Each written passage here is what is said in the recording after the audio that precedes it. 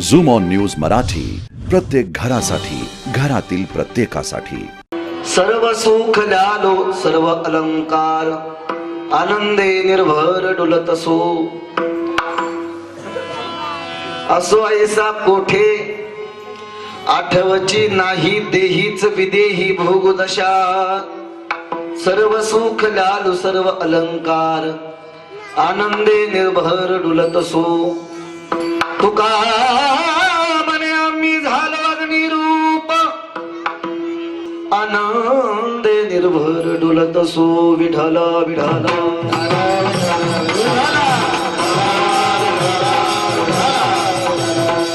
समचरण सरोजम सांद्र निलांबदाभम जगन निहित पाणी मंडलम मंडनानां, तरुण तुलसी माला कंदरम कंजनेत्रम, सदयदबलासम विठ्ठलम चिंतयामि पांडुरंगा कुरु प्रथम नमन।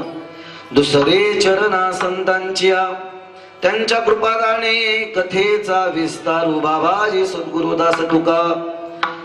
अलंकार पुरीरम्य सिंहासनस्थम, पदांभोज तेजोस्प्रदे प्रदेशम, विदिंद्रादी देवही सदा स्तूयमानं, समाधिस्थ मूर्तिं भजे ज्ञानदेवं। ओम नमो ज्ञानेश्वरा, करुणा करा दयाळा, तुमचा अनुग्रह लाधलो पावन झालो चराचरी।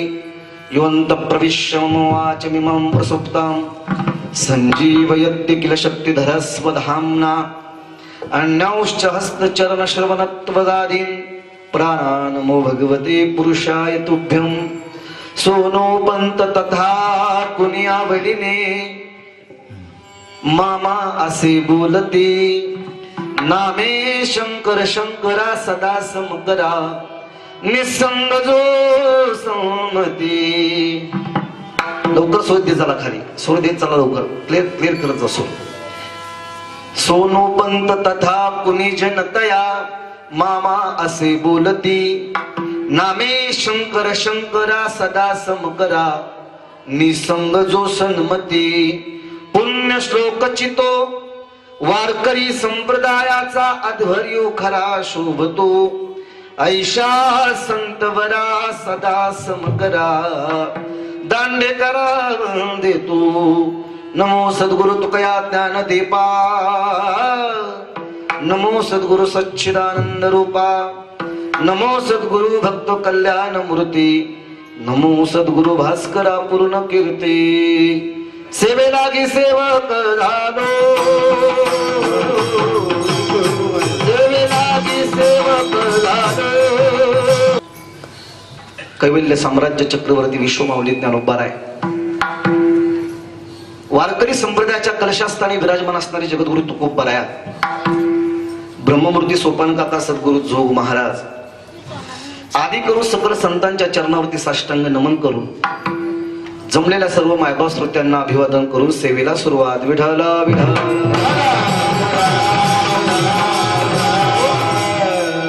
सलावत प्रमाणे मौजे भोसलेवाडी वरची या ठिकाणी चालू असणारा अखंड हरिनाम सप्ताह, सप्ताहाचं वर्ष 19वे आणि 19व्या वर्षातील आजची पहिल्या क्रमांकाची सेवा समस्त ग्रामस्थ बसदी मंडळ भोसलेवाडी वरची यांच्यातर्फे ज्यांनी मला दिलं, आमचे परममित्र परमात्मा स्नेही हरिभक्त परायण भोसले सरांच्या माध्यमातून ही सेवा मला मिळाली। मी माझं भाग्य समजतो की या पुरंदरच्या मातीमध्ये या ठिकाणी सेवा करण्याचा योग मला माझ्या भाग्याने प्राप्त झाला। भगवान परमात्मा सद्गुरु जोग महाराज ज्याप्रमाणे बुद्धी देतील त्याप्रमाणे अभंगावरती बोलण्याचा प्रयत्न करायचा। विठ्ठल विठ्ठल।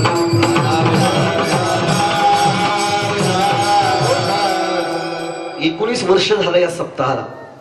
19 वर्षापूर्वी ज्या महात्म्याने सप्ताचं रोपटं लावलं, अतिशय प्रतिकूल परिस्थिती त्यावेळेस असेल कदाचित। 5व्या 6व्या वर्षी इथे येण्याचा योग, 7व्या वर्षी 3-4 वर्षी इथे येण्याचा योग आला मला, परंतु अतिशय प्रतिकूल परिस्थितीमध्ये सप्ताह सुरू करत असताना आज 19 वर्ष झाली। म्हणजे द्वितीय तपाकडे आपली वाटचाल चालू आहे। अजून 5 वर्षांनी आपली 2 तप पूर्ण होणार आणि 2 तप पूर्ण झाल्यानंतर तृतीय तपाकडे आपली वाटचाल सुरू होणार।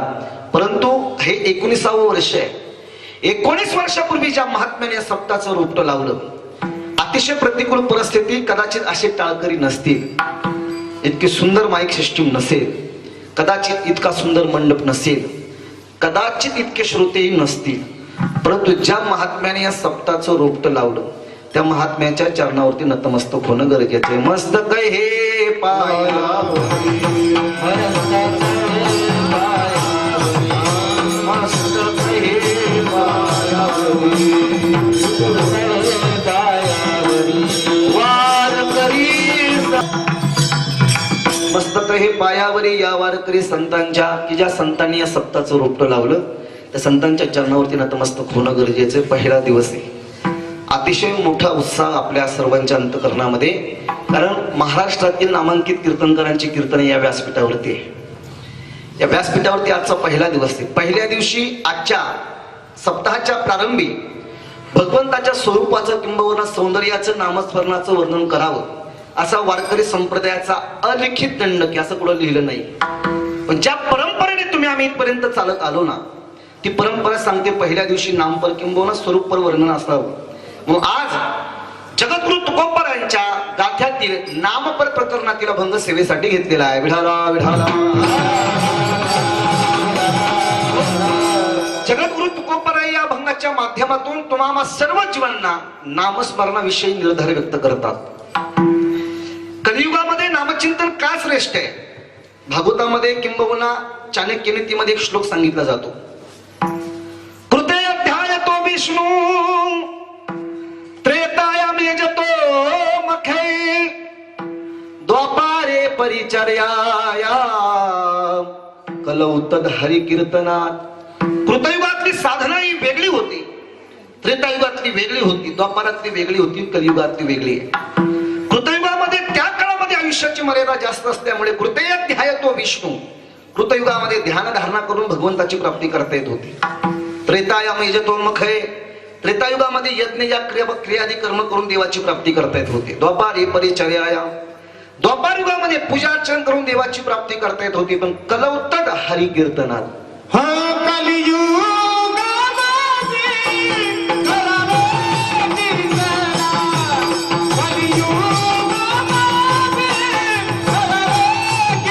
तेले नारायण तेल भेटी. कलियुगातलं सगळ्यात सोपं साधन जर असेल तर ते नामस्मरण आहे. आणि आजचा तो पहिला दिवस आहे. नामस्मरणाविषयी निर्धार तुकोबाराय हलू नका बरं का, असा हाय असा राहू द्या. चालत जरी म्हटलं ना तरी विकू वाढू नका, कुठला आवाज नका वाढू, हाय असं राहू द्या. विढाला विढाला.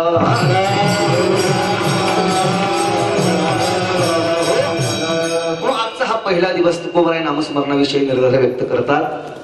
खऱ्या अर्थानं माणूस म्हटल्यानंतर माणसाच्या जीवनामध्ये काहीतरी साधना पाहिजे. माणसाचं जीवन साधनेशिवाय अपूर्ण आहे. कुठली साधना करावी? कलियुगामध्ये ज्या माणसाला जी साधना जमते ती साधना करावी. सगळ्यात सोपी साधनाचं काय असेल? तुम्ही कधीही घ्या, काळ वेळ नाम उच्चारिता नाही, दोन्ही पक्ष पाही उद्धरती. कुठल्याही प्रकारचा त्या ठिकाणी काळ वेळ काही लागत नाही. तुम्ही कधीही करा, झोपेत असताना करा किंबहुना झोपेतून उठल्यानंतर करा, शेतामध्ये करा, कुठेही करा. तुकोबाराय सांगतात कामामध्ये काम,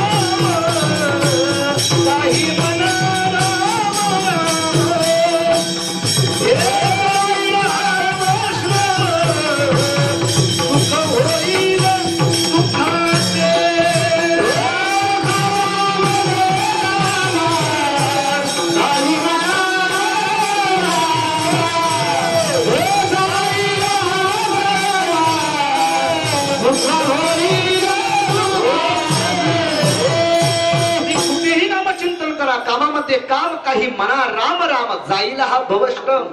सुख होईल दुःखाचे, दुःखाचं सुद्धा सुख होईल. म्हणून हा नामस्मरणाचा निर्धार आहे. एकंदरीत जगाचा विचार जर आपण केला त्या जगामध्ये 184 देश आहेत. थोडासा आवाज द्या. 184 देशाची लोकसंख्या 750 कोटी आहे. 184 देशामध्ये भारत नावाचा देश, भारताची लोकसंख्या 125 कोटी म्हणजे 133 कोटी आहे. भारतामध्ये महाराष्ट्र नावाचं राज्य आहे. महाराष्ट्राची लोकसंख्या 12,30,00,000 आहे. महाराष्ट्रामध्ये पुणे जिल्ह्यामध्ये पुरंदर तालुक्यामध्ये असणारे भोसलेवाडी वरची गाव. काय लोकसंख्या आहे गावची?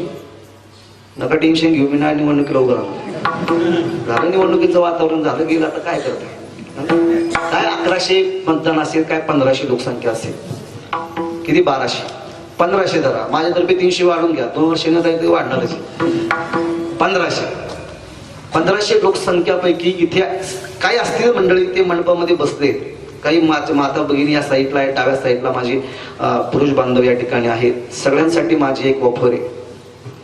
जे कोणी पुरुष मंडळी कीर्तनामध्ये बसलेत ना, त्या प्रत्येक पुरुषाला इतकं मोठं नियोजन केल्यामुळे प्रत्येकी एक संपूर्ण पोशाख केला जाईल कीर्तन झाल्यानंतर. ऐकताय ना सगळे? ऐकताय ना? ऐका. प्रत्येका 1000 रुपये पॉकेट, शॉल, श्रीफळ, नारळ, सन्मान चिन्ह प्रत्येकाला, प्रत्येक पुरुषाला, आणि प्रत्येक बाईला 1 पैठणी. ऐकताय ना सगळं? झोपला? पैठणी, 1000 रुपये पॉकेट, शॉल, श्रीफळ, नारळ सगळ्यांना देणारे मी कीर्तन झाल्यानंतर. ऐका. पण तुम्ही म्हणता हा पण कशाला घातला मध्ये? हे मी त्यालाच देणार आहे की जो भोसलेवाडीमध्ये कमीत कमी 500 वर्ष झालं जिवंत आहे त्याला. ऐका. तू 550 नाही, 50चे 50 भरतील. 500 आहे का कोणी इथे? आहे? एक लक्षात ठेवा, 500 वर्ष जगता येत नाही का? जगता येतं, माणसं जगत नाही. विश्वमाऊली तलावपरा वयाची 22 वर्ष जगले. आज 700 वर्ष झालं तुमच्या आमच्या हृदयामध्ये जिवंत आहे, त्याला जगणं म्हणतात. जगद्गुरु तुकोबराय वयाची 42 वर्ष जगले. या मृत्यू लोकांमध्ये सदैव वैकुंठ गमन केलं. आज 350-400 वर्ष झालं तुमच्या आमच्या हृदयामध्ये जिवंत आहे, त्याला जगणं म्हणतात. अरे या हिंदवी स्वराज्याच्या या असणाऱ्या या दरबारामध्ये आपण बसलाय, या मंडपामध्ये बसलाय. या मंडपामध्ये बसण्याचं श्रेय फक्त 2 माणसांना जातं. एकाचं नाव आहे मासाहेब जिजाऊ आणि एकाचं नाव आहे छत्रपती शिवाजी महाराज. विठाला विठाला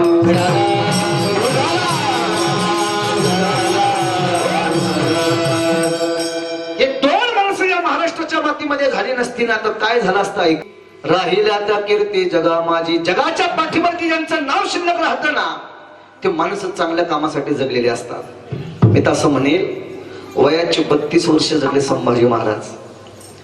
ज्या संभाजी राजांचा अंत जर पाहिला ना तो महाराज तलपायच्या मस्तकाला जाते. असं वाटतं त्या काळामध्ये आपण जर असतो, आपल्याला जर कळालं असतं आणि आपल्या हातात जर तलवारी असत्या, महाराज रात्रीत माणसं गेले असते आणि महाराज औरंगजेबाचा तिथंच शिरच्छेद केला असता. पण त्या संभाजी राजांचा अंत जर पाहिला ना महाराज, जर ठरवलं असतं संभाजी राजांनी औरंगजेबाकडे या ठिकाणी मृत्यूबद्दलची माफी मागून घ्यायची, म्हणजे आम्हाला मृत्यू नको, मी हाय हे स्वराज्य तुमच्या ताब्यामध्ये देतो, जर ठरवलं असतं तर करू शकले असते. पण आज संभाजी राजांना पकडलं गेल्यानंतर महाराज त्या डोळ्यातलं तेज पाहिलं, तर डोळ्यातलं शौर्य पाहिलं, तर डोळ्यातला स्वाभिमान पाहिला. औरंगजेबाला त्या डोळ्यातलं तेज, शौर्य, अभिमान, स्वाभिमान पाहून त्याचे डोळे दिपले. यांनी सांगितलं, हे आखे निकालो, हे डोळे काढून टाका. तापलेल्या सळया, महाराज लाल बुंद झालेल्या सळया माझ्या संभाजी राजांच्या डोळ्यामध्ये खुपसल्या गेल्या आणि ते असणारे डोळे बाहेर काढले गेले. चिर्र आवाज आला आणि आबासाहेबांचं नाव तोंडामध्ये आलं, मासाहेबांचं नाव तोंडामध्ये आलं. सांगितलं, आबासाहेब या डोळ्यांनी पुन्हा तुमचं स्वराज्य दिसणार नाहीये. अहो साहेब, या डोळ्यांनी पुन्हा तुमचं हे स्वराज्य दिसणार नाहीये. गेले डोळे महाराज. जीभ जास्त बडबड करते म्हणून जीभ ओढली गेली, तलवारीनं घाव घातला गेला, जीभ तोडली गेली. राहिलं काय होतं? अजून काय अन्याय करायचा होता, अजून काय अत्याचार करायचा होता? अंगावरती ब्लेड सारखे वार उडले गेले तलवारी. अशी 1 इंचही जागा संभाजी राजांच्या अंगावरती नव्हती की जिथे वार नव्हता. प्रत्येक ठिकाणी वार आहे. वार केले, उकळत पाणी माझ्या राजाच्या अंगावरती ओतलं गेलं. उकळत पाणी राजाच्या अंगावरती ओतलं गेलं. अरे मीठ लावून महाराज त्या ठिकाणी त्यांचं अंग चोळलं गेलं. वरून मसाला, लिंबाचं पाणी काय असेल, माझ्या राजाला हार हार हार करून मारलं.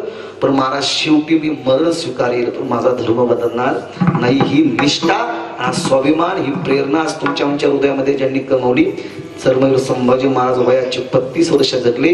आज 300 सव्वा 300 वर्ष झालं तुमच्या आमच्या हृदयामध्ये जिवंत आहे. याला जगणं म्हणतात. विढाला विढाला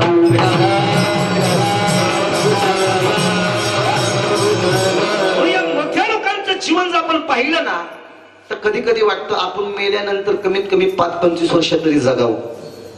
किती वर्ष मेल्यानंतर 5-25 वर्ष तरी पाठीमागे शिल्लक राहावं. एक लक्षात ठेवा, ज्या दिवशी तुमच्या मरणाची बातमी गावातल्या तालुक्यातल्या जिल्ह्यातल्या लोकांना कळेल ना 2 थेंब अश्रू तरी त्याच्या डोळ्यामध्ये आले पाहिजे. कारण जगातली श्रीमंती काय आहे का? आयुष्यामध्ये आपल्यासाठी कोणाच्या तरी डोळ्यामध्ये पाणी येणं ही संपत्ती ज्याच्या जवळ आहे ना तो जगातील सगळ्या श्रीमंत माणूस आहे. विढाला विढाला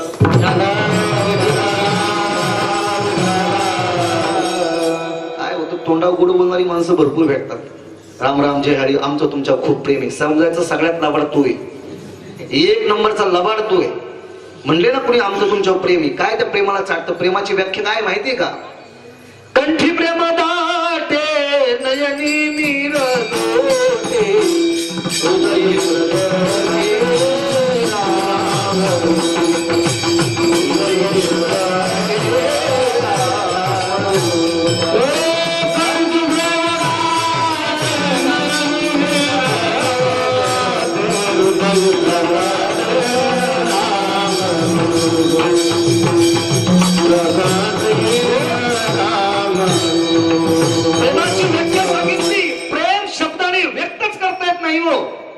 प्रेमाची व्याख्या सांगितली महाराज.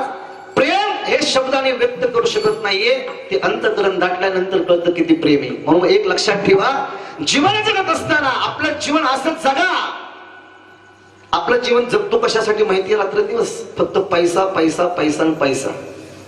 पैसा दिरो तीन नाव, परशा परशु परशुराम, हे पैशाची नाव आहे. जगामध्ये पैशाला नक्की किंमत आहे. धनवंता लागी सर्व मान्यता हे जगी नक्की.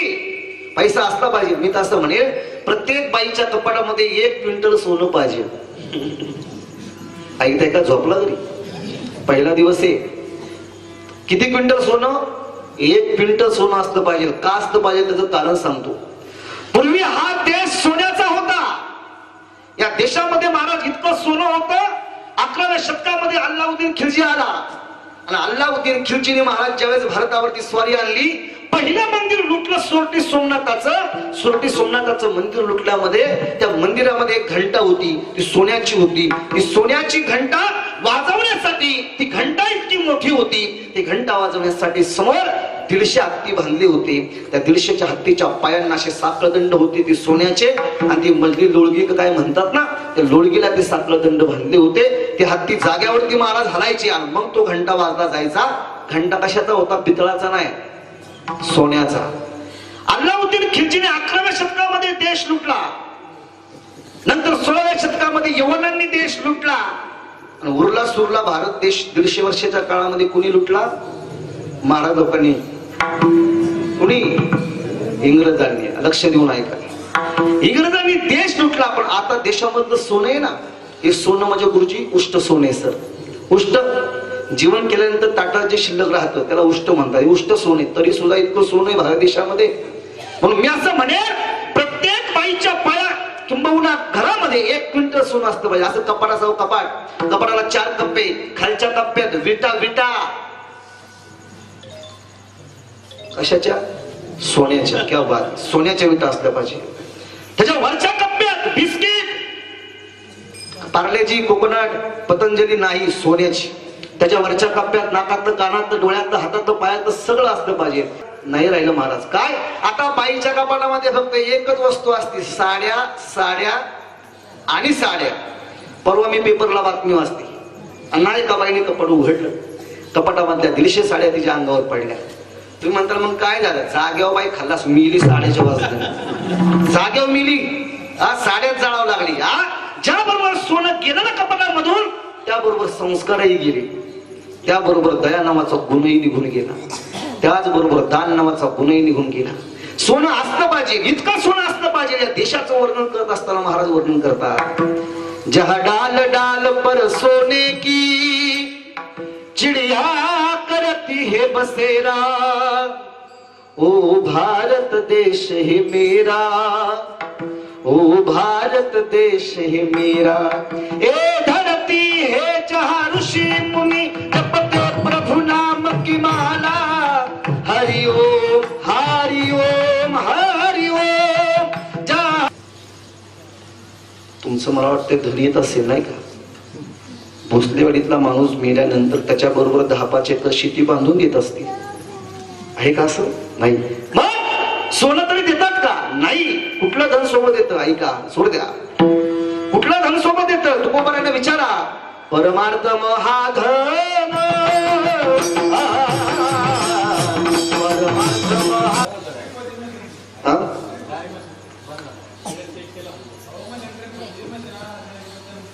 विठाला विठाला विठाला.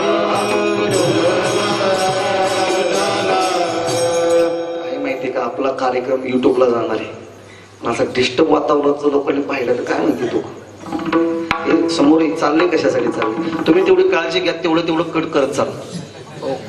तेवढं तुम्हाला वाटलं नाही कट करत चाला. आता म्हणतील हे काय चाललंय काय? आता हे घरचा कार्यक्रम आहे आपला, आपण उद्यापासून असं करू नका. उद्या पण आपल्या घरचा कीर्तन कार्यक्रम पुढं करू नका. आणि ते 5व्या दिवशी जर बाबाच्या कीर्तन असं केलं ना, माईक फेकून आणलं. 5व्या दिवशी म्हणतोय मी, रात्री बाबाने एक तर जागरण म्हणलं जात नाही स्वभाव शांत होण्यासाठी. विठाला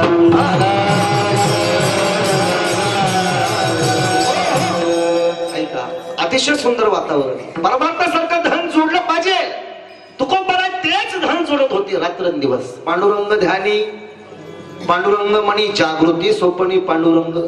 दिनरजनी हाची धंदा, गोविंदाचे पोवाडे अनेक काही नेणे धंदा. नित्य ध्यातसी गोविंदा, रात्र न कळे दिवस न कळे अंगी खेळे देवतई. तुकोबाराय रात्रंदिवस ते धन कमवत होते. नवे नवे सगळे संत रात्रंदिवस ते धन कमवतात. मीराबाई महाराजांना विचार, पायोजी मैने राम रतन धन पायो, पायोजी मैने.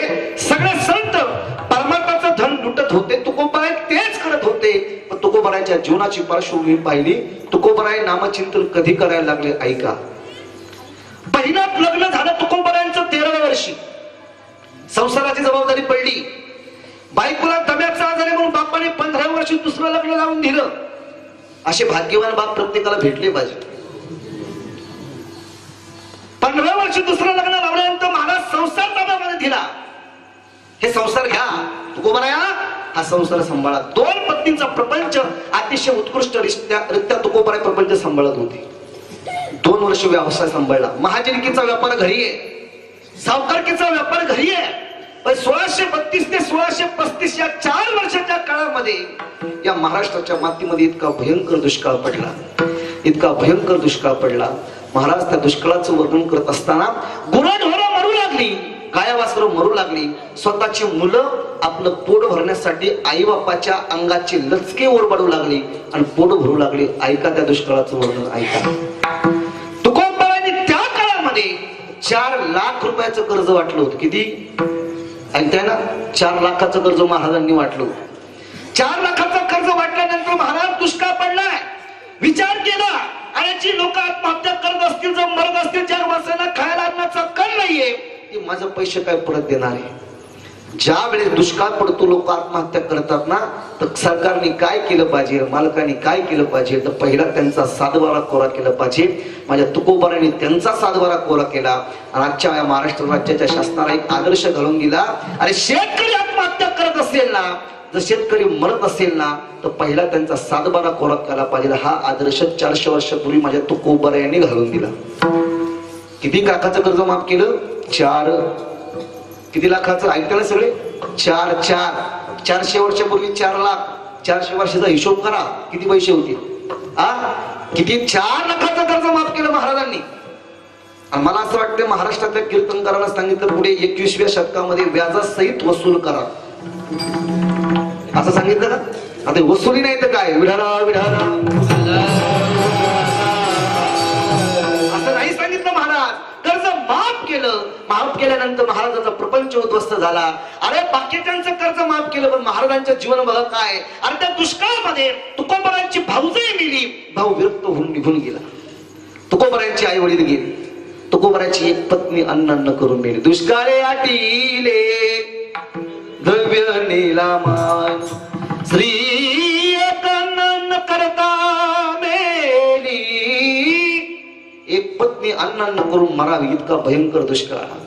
दुष्काळाने अन्न मान धन सगळं घेऊन गेला दुष्काळ. तुकोबरायांच्या जीवनामध्ये एक वेळ अशी आली.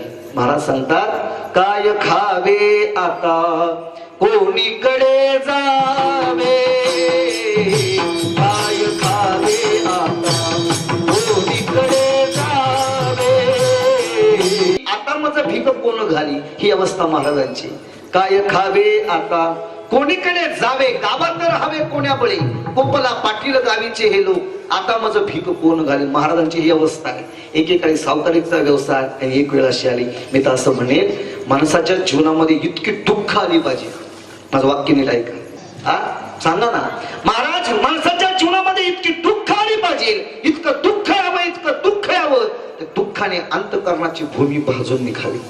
आणि अंतःकरणाची भूमी दुःखाने भाजून निघाली ना तिथं एक सुंदर पीक येतं. त्या पिकाचं नाव आहे वैराग्य. विढाला विढाला.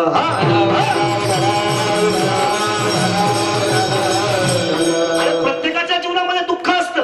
प्रत्येकाच्या असतं. तुमच्या माझ्या सर्वांच्या जीवनामध्ये दुःख आहे. फक्त त्या दुःखावरती विजय मिळवायचा असेल ना.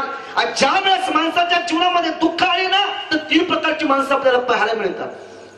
लय दुःख आलं तर एक तर माणूस आत्महत्या करतो. लय दुःख आलं आणि लय कोणगा असेल तर माणूस व्यसनी बनतो. नंतर डायरेक्ट माणूस परमार्थिक होतो. विढाला विढाला. फायदे दुःख आली पाहिजे. मी तर असं म्हणेन संपूर्ण जगाचं दुःख आपल्या वाटेला आलं पाहिजे. तर दुःखामध्ये समजतं आपलं कोण आहे आणि फरक कोण आहे.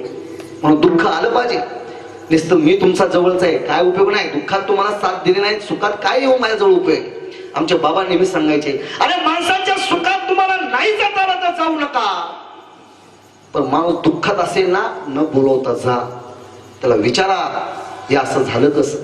माझ्या जीवनामध्ये मी स्वतः इतकी दुःख भोगली. पण दुःख भोगत असताना आत्महत्याचा विचार नाही केला. माझ्या जीवनामध्ये फक्त एक वस्तू माझ्या समोर होती. एक म्हणजे तुकोबऱ्याचा गाथा. एक म्हणजे मी लहानपणी ऐकलेलं गीत होतं. ते गीत मला प्रेरणा देऊन जायचं. शाळेमध्ये शिकवलं होतं गुरुजींनी. ते गीत इतकं सुंदर होतं गुरुजी. मन शुद्ध तुझ गोष्ट आहे पृथ्वी मोलाची.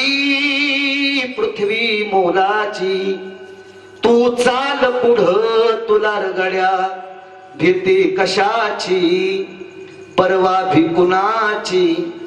झेंडा भल्या कामाचा जो घेऊन निघाला. झेंडा भल्या कामाचा जो घेऊन निघाला. काट कुट वाट मंदी पोचती तेला. रगत निगल तरी बी हसल शाबास त्याची. शाबास त्याची तू चाल पुढं तुला रगड्या भीती कशाची परवा भी कुणाची. मन शुद्ध तुझ गोष्ट आहे पृथ्वी मोलाची. पृथ्वी मोलाची.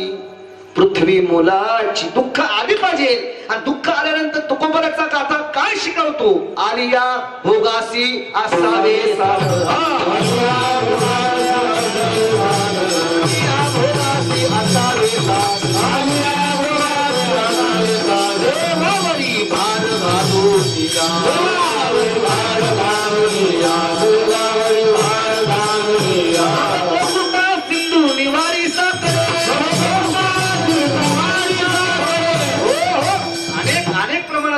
दुःख आलं पाहिजे. तुकोबरांच्या जीवनामध्ये तेच दुःख आलं की ज्या दुःखातून तुकोबरायांचा परमार्थाचा उगम झाला.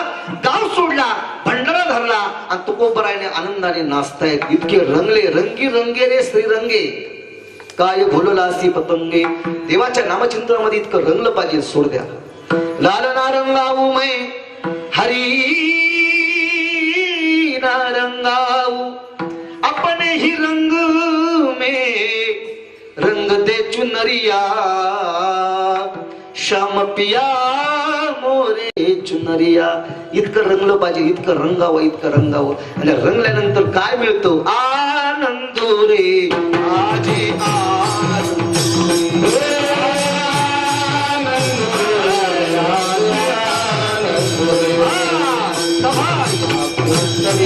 अवघा परमा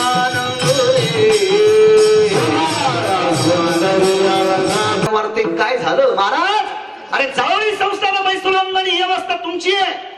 संसाराच्या नावे घालून या शून्य ही अवस्था तुमची आहे. तर इतक्या आनंदाने नाचताय, काय मिळवलं? तुकोबराय सांगतात, ज्या समाधानासाठी लोक रात्रंदिवस फिरतात ना, ते समाधान माझ्या चित्ताला प्राप्त झालं. कशाने महाराज? नामचिंतनाने. नामचिंतनाने समाधान प्राप्त होतं. हो, मग तुम्हाला समाधान हवं वाटत असेल, मला तर मिळालं, पण तुम्हाला जर वाटत असेल मला पण मिळवायचे अजून समाधान, तुम्ही आणि आम्ही दोघे मिळून नामाचा घोष करू आणि चित्ताला समाधान प्राप्त करून घेऊ. अभंगाचं पहिलं चरण.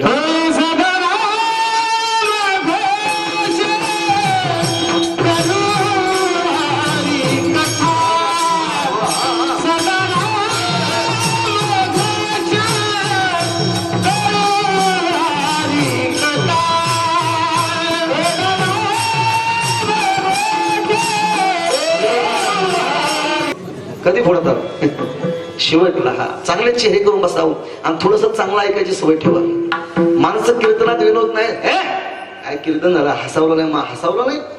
टीव्ही बघ ना रात्रंदिवस, टीव्हीला मस्त चॅनल, युट्यूब आले, बाहेर तेवढे विनोदाचे कार्यक्रम. कीर्तनातून विनोद घेऊन जायचं नाही. काय जायचं? विचार विठाला विठाला.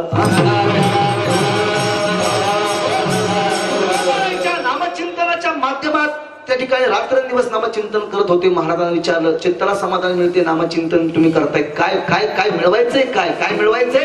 ऐका, शेवटचा देश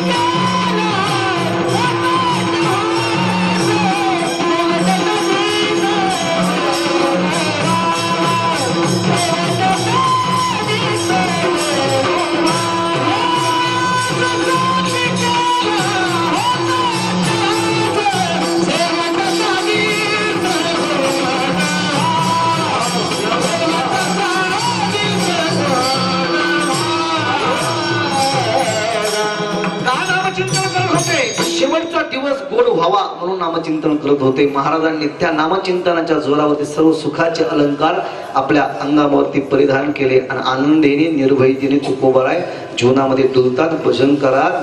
गायनाचे उडे आपुलिया छंदे, मनाच्या आनंदे आवडीने. महाराज नामचिंतनात रंगले, इतके रंगले. कुठलं नामचिंतन करत होते महाराज? महाराजांना कुठं सुख मिळालं होतं? महाराजांनी कुठल्या देवाचं भजन केलं? महाराजांचं जीवन कुठल्या देवाशी एकरूप झालं? ऐका महाराजांचं नाटाचं प्रमाण. विठ्ठल आमोचे जीवन, आगमनी गमाचे स्थान, विठ्ठल सिद्धीचे साधन, विठ्ठल ध्यान विसावा, विठ्ठल कुळीचे दैवत, विठ्ठल वित्त होत, विठ्ठल पुण्य पुरुषार्थ. तुकोबराय पांडुरंगाशी इतके एकरूप झाले होते, पांडुरंगाशी एकरूप झाले होते. नवे नवे पांडुरंगाला ते माय म्हणायचे. महाराजांचं प्रमाणे, विठ्ठल माझी माय,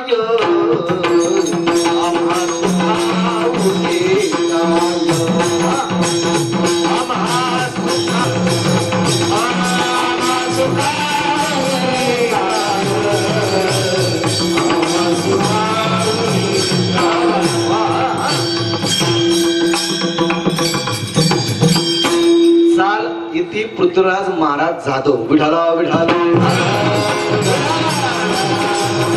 महाराजांची चाले पृथ्वीराज महाराज जाधव आमचे गुरुवर्य. काय महाराजांच्या चाल्या असायच्या?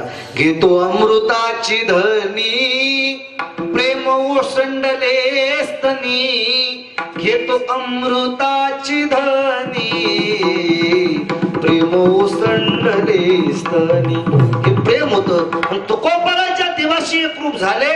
त्या देवाचे एकदा भजन. विठोबा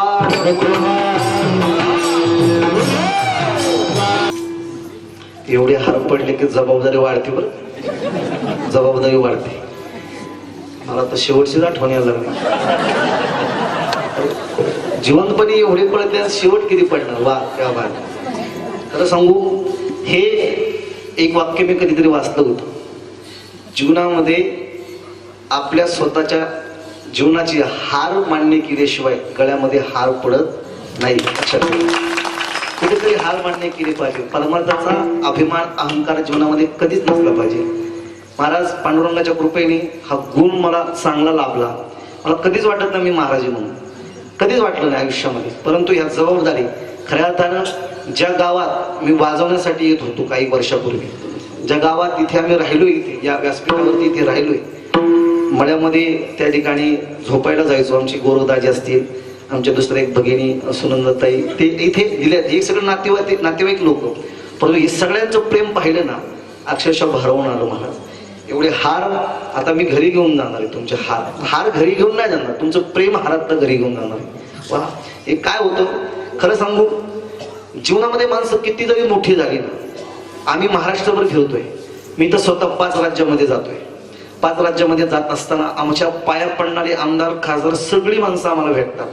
पण प्रेमाने पाठीवरून हात फिरवणारी माणसं फक्त पुरंदर तालुक्यामध्ये भेटतात. हे माणसांचं प्रेम शेवटच्या श्वासापर्यंत कसं टिकेल याच्यासाठी आम्ही नेहमी प्रयत्नशील राहू. हे हार आता बऱ्याच लोड करायला लागलो मला. काय होतंय खरं सांगू, जितकं मोठेपणाचं जीवन असतं ना तितका त्रास असतो. मी रात्री पहाटे 4:30 वाजता आळंदीत आलो. सकाळी पुन्हा काल्याचं कीर्तन करायसाठी बोडे म्हणून एंडी मार्लेंचं गाव आहे मोठा खोऱ्यात. तिथून दिवसभर प्रवास करून अक्षरशः 1 तास तीव्र फाट्यावरती गुंतलो ट्रॉफिक मध्ये. इथं बरोबर 9ला आलो.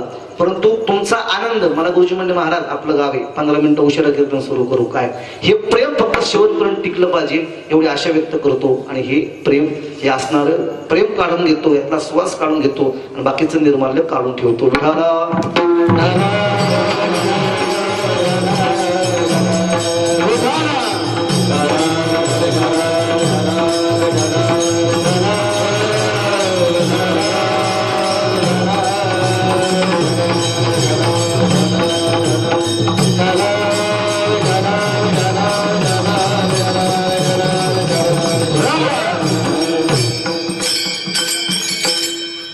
लग्नाच्या अगोदर मी हार कधी घालून घेतले नाही. काही लोक म्हणतील का, तर कपडे धुवायचा प्रॉब्लेम होता, स्वतः धुवायला लागायचे. आता बिंदास हार घालून घेतो. आता आपल्याला हाताने धुवायला लागेल. घरी वॉशिंग मशीन टाकून दिले की मस्त पैकी कपडे निघतात. परमार्थाचा आनंद ज्याला लुटता आला ना, सगळ्यात श्रीमंत माणूस तो आहे. तुकोबाराने तोच आनंद लुटला. तुकोबाराय भगवंताच्या भक्तीत इतके तल्लीन झाले. तुकोबारायला जर कोणी भक्तीचा सुखाचा मार्ग विचारणार, तुकोबाराय त्याला सुखाचा पत्ता सांगायचे. भीमा तेरी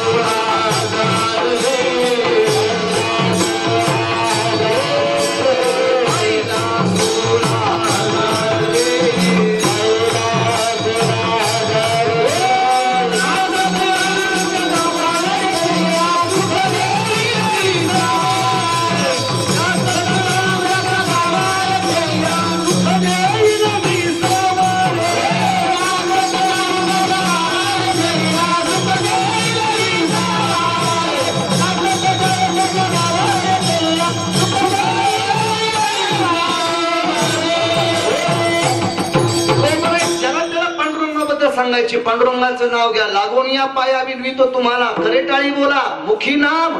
तुकोबरायांचा विषय नारायण झाला होता. विषय तो त्यांचा किती झाला होता ऐका.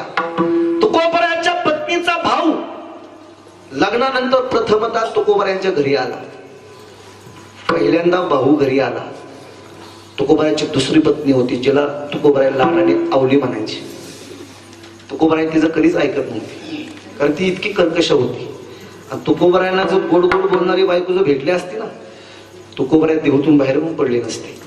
तुकोबराय म्हणतात, बरे झाले देवा बाईला कर्कशा, बायको मला कर्कशा भेटली म्हणून बरं झालं ना, तर गुलगुल गप्पा मारल्या असत्या, माझ्या परमार्थामध्ये विघ्न आलं असतं. बायको मला कर्कशा भेटली, बडबड करणारी भेटली म्हणून बरं झालं. मी तिचं त्या नादाने तरी मी भजनाला लागलो. परंतु ऐका, तुकोबरायचा पत्नीचा भाऊ घरी आला. महाराजांनी विना घेतला, चिपळ्या घेतल्या, भजनाला भंडाऱ्यावर जात असताना महाराजांना सांगितलं, जिजाऊ साहेबांनी आई साहेबांनी आवलीने, महाराज माझा भाऊ घरी आलाय, जाऊ नका आज भजनाला. नाही नाही मी जाणार. आता माझी नाती होती फक्त पांडुरंगाशी, आई बा बायको बहीण सगळं पांडुरंगाशी नातं आहे. नका जाऊ महाराज, ऐका माझा आजच्या दिवस. कधी नाही ऐकलं तर आज ऐका. महाराज थोडस नमते झाले आणि आऊसाहेबांचं आवडीचं ऐकलं. महाराज गेले नाही. महाराज कधी न येणारा भाऊ आज आला, कधी न ऐकणाऱ्या नवऱ्याने आज ऐकलं. किती आनंद झाला असं बाईला सांगा. इतका आनंद झाला, त्या आनंदाच्या भरात स्वयंपाकाला लागली. पुरण पोळी प्रत्येक स्वयंपाक केला. जसा अक्षय तृतीयेला स्वयंपाक करतो ना आपण सणाच्या दिवशी, असा स्वयंपाक केला. जेवायला वाटलं दोघांना. भाऊ जेवायला बसला, महाराज जेवायला बसले. दोघांना 2 ताटं गेली. महाराजांनी 1 2 3 4 जे सुरू केलं. ब्रह्मार्पण ब्रह्मवीर ब्रह्मनावतम श्लोक म्हणला. उदनी कवळ घेता 1 मिनिटात श्लोक जी सुरुवात केली 10 मिनिटात ताट फसत. ते भाऊ जेवायला बसलं ना, त्याने भाताचा घास खाला, त्याच्यात नव्हतं मीठ. त्याला लागलं आळणी. त्याला असं वाटलं बहीण आनंदाच्या भारात विसरले असेल. आमटी तरी पिऊन पाहू. आमटी पूर्वी वाट्या असायच्या काश्याच्या वाट, कशाच्या नाही काश्याच्या. त्या वाट्या अशा होत्या. पूर्वीच्या काय आमटीला काय फोडणी होती का? मिरचीचा धूर दिलेला असा मस्तपैकी मुकणी टाकलेली. त्याने तो घोट पिला महाराज. त्याला दिवसात चालण्या दिसल्या, इतकं ते गोड होतं. इतकं ते गोड. त्याने म्हणला जाऊ द्या, शेजत पण कदाचित मीठ नसेल. भजत सुद्धा आळणी महाराज, सगळं आळणी पदार्थ. भाऊ काही जेवला नाही. महाराजांना असं वाटलं काय करावं. महाराज बघत नव्हते. महाराज महाराजांच्या नादात होते. कारण देहीचं विधी भोगू तशा. महाराजांनी सांगितलं, महाराज आवलीला पाहिलं. महाराजचा भाऊ, आवलीचा भाऊ जेवत नाही. 10 मिनिटं झाले. 10 मिनिटांनंतर महाराज त्याने बिचाराने हात धुतला. कारण त्याला ते सहन होईना. खायचं तिखट म्हणजे खायचं तरी किती सहन झालं पाहिजे का नाही गोडावणार. हा महाराज झालं काय. 10 मिनिटांनी झाल्यानंतर महाराज स्वतः ज्या वेळेस आवलीत जेवायला बसले, महाराजांच्या पत्नी जेवायला बसल्यानंतर पाहिलं तर भातात मीठ नाही, गुळवणीत त्या आमटीत मीठ नाही. सगळा आळणी, सगळे पदार्थ आळणी. आणि मग जिजाबाई महाराजांना राग आला. माझा भाऊ लाजला असेल मीठ मागायला, पण महाराजांचं काम होतं का नाही आळणी पदार्थ सांगा म्हणून. महाराजांच्या जवळ आली जिजाबाई. महाराज महाराजांनी आकाशाकडे पाहिलं. आवडत नाही, वीज करून चमकली. झालं काय पाहतात तो महाराज काय गावले माझा भाऊ उपाशी मारला. मी का उपाशी, त्याचा का हात धरला होता का मी? अहो तो जेवला नाही. सासूचा समाधानचा मला कोण खाऊन आला असं म्हणजे काय तुम्ही खाऊन आल्याशिवाय जेवला नसेल. नाही नाही महाराज जेवला ना महाराज तू. मग अहो महाराज मी पदार्थामध्ये मीठ टाकायचं विसरली. म्हणजे स्वयंपाक कोणी केला होता? अहो मी केला होता महाराज. पण तुम्ही घरातले करते माणूस आहात, तुम्ही तरी सांगायचं ना कमीत कमी पदार्थामध्ये मीठ नाही. अहो ले पदार्थामध्ये मीठ नाही हे सांगायला मी तरी नीट पाहिजे का नाही? मी तरी नीट पाहिजे. अवस्था काय होती? ब्रह्मीभूत काय होत, ब्रह्मीभूत काय होत,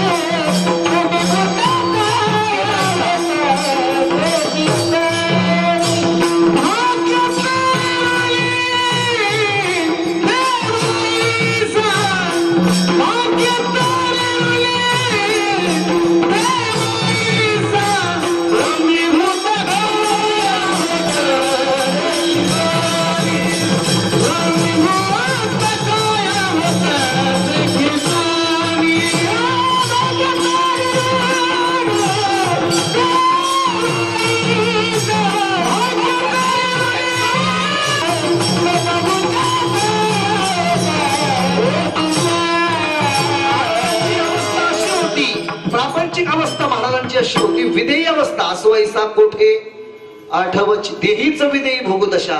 महाराजांना काय खातो काय पितो काहीच कळत नव्हतं. महाराज ही अवस्था महाराजांची झाली. परमार्थाचा आनंद बघा किती होता.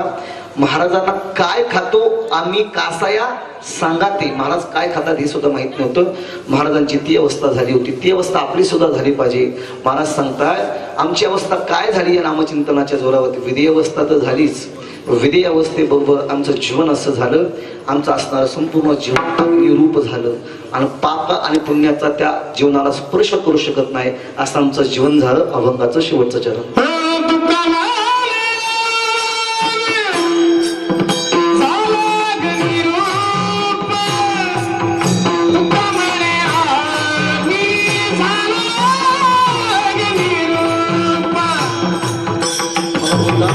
ते 7 मिनिटं जास्त घ्यायची होती. मी अभंगाचा भाव संपवला.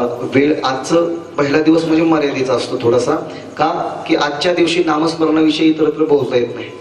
दुसरं विषय सांगायचे असते तर ते मग मध्ये चालतं, दुसऱ्यापासून ते शेवटपर्यंत चालतं थोडंसं.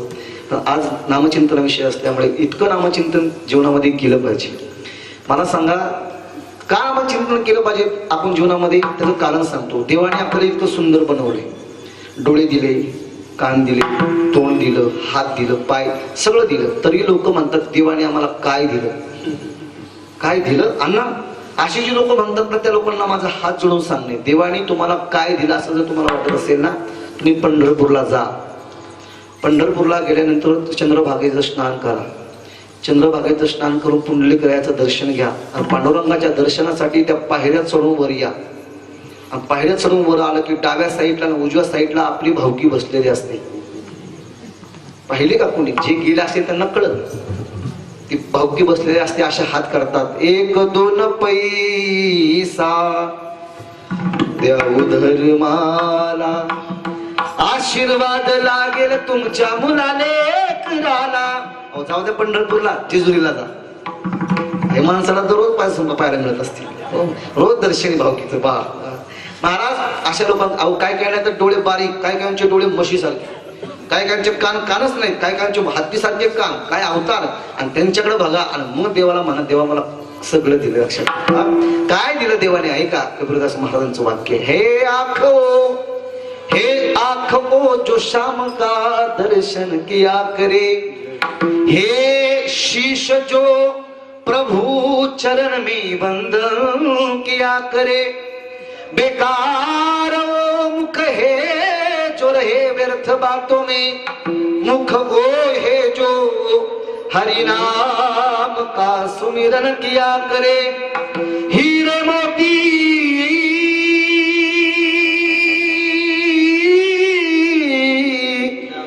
मोती से नहीं शोभाए हाथ की, वो हाथ है जो भगवान का पूजन किया करे. मर कर भी अमर नाम है उस जीव का जग में बलिदान जो जीवन किया करे, ऐसी लागी लगन. सर्वांना ज्ञात आहे जागे. हा हे काय होतं, तुम्हाला 5-5 मिनिटाला विनोदाचे फवारे असते की हे मानवट रूपी पीक खाली येत नाही. पण माझ्या कीर्तनात थोडेसे विनोद कमी असतात, थोडंसं चिंतन सांगायचा प्रयत्न मी करत असतो. ऐका, एखाद्या बाईच्या नवऱ्याने तिला नथ आणली, त्या अख्ख्या गावभर सांगते मला माझ्या नवऱ्याने नथ दिली, मला माझ्या नवऱ्याने नथ दिली. त्या बाईला आमच्या कबीरदास महाराजांची भेट झाली. बाई अगं ज्या नवऱ्याने तुला नथ दिली त्या नवऱ्याचं तू दिवसातून 1000 वेळा नाव घेतेस घे, कारण नवऱ्याचं नाव घेणं पातिव्रत्य धर्माचं पालन आहे. पण ज्या नवऱ्याने तुला नथ दिली त्या नवऱ्याचं तू दिवसातून 1000 वेळा नाव घेतेस, पण ज्या देवाने नथ घालायला नाक दिलं त्याचं कमीत कमी दिवसातून एकदा. दिवसातून माझ्या बद्दलचं वाक्य नाहीये. नथनी दी जिस यार ने उसको सुमरत नार बार बार, लेकिन नाक दिया जिस यार ने उसको भूल गई नार. नथनी देणाऱ्या पतिदेवाचे नाव घेतेस, नाक देणाऱ्या देवाला मात्र तू विसरली. समजा देणाऱ्याने ते नाकच दिलं नसतं तर आईच्या पोटात नक्कीच करून ठेवली असती तर लहानपणी तिथं कोथळ्याच्या आणि खालची भोसलेवाडी वरची सगळ्या मशिनी पाय दिला असतं तर काय केलं असतं. अहो इतकं सुंदर बनवलं देवाने. बघा ना देवाचा किती उपकार आहे. औट हात का मानव देह अल्लाने तुझ दिया, खाया पिया सुख से सोया, नाहक जमाना खोया. असे अनेक गीत आहेत महाराज. ऐका, जीवन व्यर्थ आहे परंतु जीवन जगत असताना देवाला पा. 750 कोटी लोकसंख्या जगाची, सगळी माणसं वेगळी वेगळी. भोसलेवाडीची लोकसंख्या 1500 असेल, सगळी माणसं वेगळी. समजा देवाने ठरवलं असतं भोसलेवाडीतले सगळे गडी एकसारखे बनवायचे, सगळ्या बाया एकसारख्या बनवायच्या, काय झालं असतं? हा सांगतो काय झालं असतं. ज्याप्रमाणे गाड्यांना नंबर प्लेट आहेत ना, माणसांना नंबर प्लेट लावावं लागले असते. MH12 भोसलेवाडी नवरा क्रमांक 1, MH12 भोसलेवाडी बायको क्रमांक 1. पाट्याला लोक कीर्तनाला आले असते, कीर्तनात पाट्या काढून ठेवल्या असत्या, जातानाच्या पाट्या चेंज झाल्या असत्या, कोणी पण कोणाच्या घरी गेलं असतं. देवाचा उपकार इतकं सुंदर आपल्याला बनवलेलं आहे. आयुष्याच्या साधने सच्चिदानंद पदवी घेणे, या संतांनी आयुष्याचं साधन भगवंताशी एकरूप केलं. त्या संतांचं एकदा भजन तुकाराम तुकाराम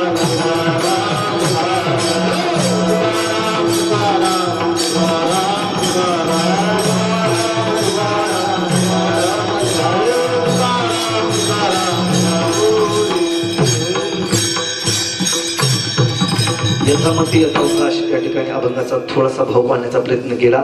आता प्रत्येकाचं नाव घ्यायचं कुणाचं, कारण इतके नाव आहेत की इथं अर्धा तास लागलं, आणि प्रत्येकाचं नाव घेतलं तर ते कीर्तन राहत नाही, तर ती सभा होती. आणि ही सभा नाही तर हे कीर्तने. तुम्ही सर्वच जण वारकरी संप्रदायावरती नितांत प्रेम करणारी महाराज मंडळी सर्वांच्या चरणावरती मी नतमस्तक होतो, सेवेला पूर्ण विराम देतो. ज्यांच्यामुळे येण्याच्या योगाला सर असतील, सर्वांनी गावातर्फे हे निमंत्रण मला दिलं. सरांचं या ठिकाणी शतशः ऋणी, या ठिकाणी या मातीमध्ये पुन्हा येण्याचा योग आला. मला वाटतं 10 वर्षानंतर पुन्हा भोसलेवाडीत मी आलो. म्हणजे तसाही येणं जाणं झालं, पण कीर्तनासाठी 10 वर्षानंतर, मला वाटतं 2009च्या पाठीमागची 4-5 वर्ष मी पाहिले. 2009ला मी त्यावेळेस पहिली पॅशन गाडी घेतली होती. 2009ला आम्ही दोघंच होतो. पण तेव्हापासून आजपर्यंत 10 वर्षामध्ये माऊलींनी आणि तुमच्या आशीर्वादाने खूप खूप काही मिळालं, अजून मिळवायचंय. असं मिळवायचे की ज्या वेळेस पुरंदरचं नाव कुणीही जरी महाराष्ट्रावर काढलं तर प्रवीण महाराजांचं नाव लोकांना आठवलं पाहिजे. असं असं असं काम आमचं चालू आहे. खऱ्या अर्थानं काम म्हणजे प्रसिद्धीचं काम नाही चालू, तर परमार्थाचं अतिशय निष्ठेने प्रचार प्रसार आम्ही आमच्या जीवनामध्ये करतोय. आपण सुद्धा सर्वजण करता, म्हणून झालेली सेवा ही पांडुरंगाच्या चरणी समर्पित करतो. सेवेला पूर्ण विराम देतो.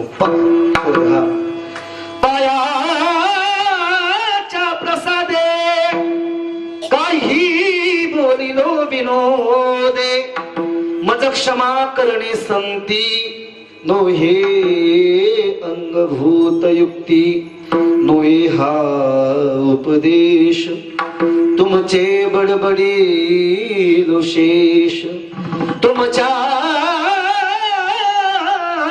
कृपेचे पोसणे जन्मोजन्मी तुका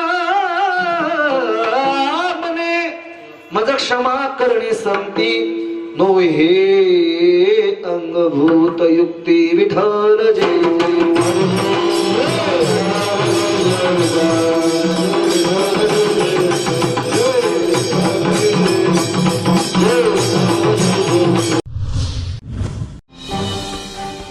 झूम ऑन न्यूज मराठी, प्रत्येक घरासाठी, घरातील प्रत्येकासाठी.